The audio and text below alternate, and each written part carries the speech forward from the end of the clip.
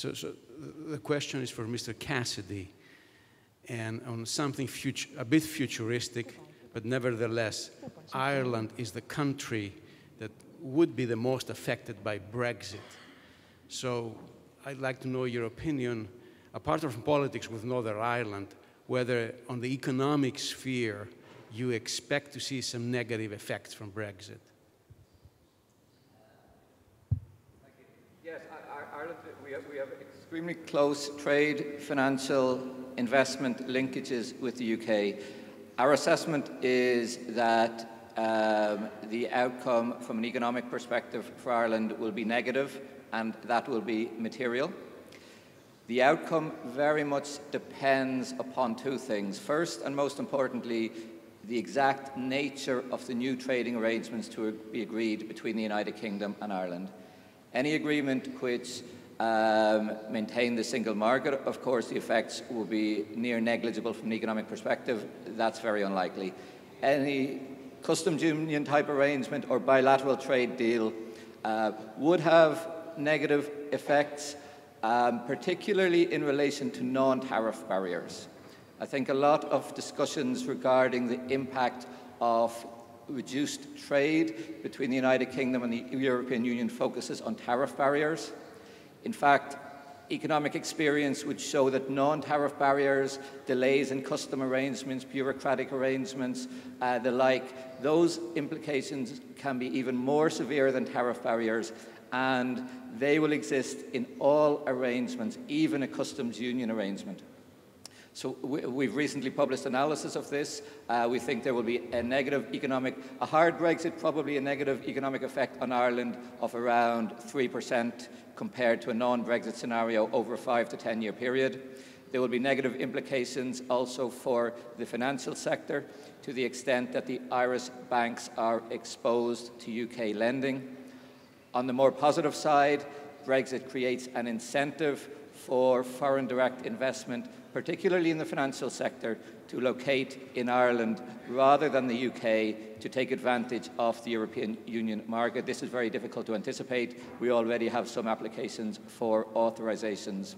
I will not get into the issue that is the Northern Ireland border. That is a critical political and societal issue, which I think is more important than any of the ones I mentioned, but it wouldn't be my competence to discuss it.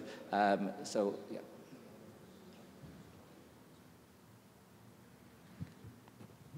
Thank you. Any other questions? Exactly.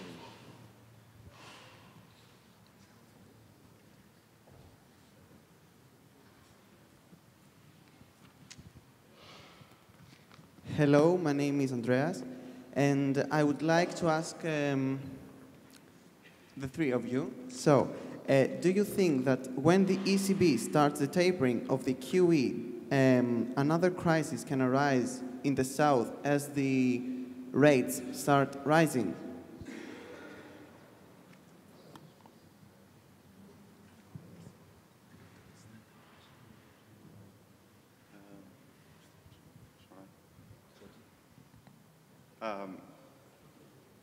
I think obviously that changes the parameters, but it is up to each country to make sure that it is ready for that outcome, because the QE being taken out and the impact on the interest rates is something predictable. It's something that we should all be factoring in our projections and in our financial strategy at the state level going forward.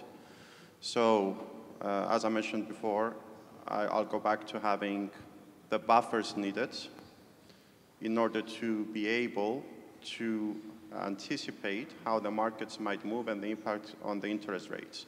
It will not, in my view, other things being equal, of course, as always, impact the accessibility of specific nations into the markets. That will not be an impact from eliminating the QE. That is always an issue based on the ability or the financial situation of the country itself. So as long as there is prudent management of a country's finances, there is capital out there looking for yield. That search for yield may change as a consequence of QE, but the country should be able to access the markets if the markets see what also the president of the chamber mentioned earlier, that there is credibility and consistency in prudent financial policies. I wouldn't add much more to that. It's important to remember that even when policy begins to change, policy settings overall will remain accommodative due to the large stock of assets on the ECB balance sheet. And of course, ECB monetary policy cannot solve all problems. National problems must also be addressed by national specific measures along the lines of what we have discussed today. Luis, do you want to say something? Well, I don't know if I hear totally well your question, but the problem for the southern countries when we have movements that can put troubles in matters of interest rates, in some part require a national answer in terms of more efforts to consolidation, the way that all of them are doing, but in a certain way it is inevitable that some kind of support could, in some circumstances, to be sinking. Thank you. I think we're done.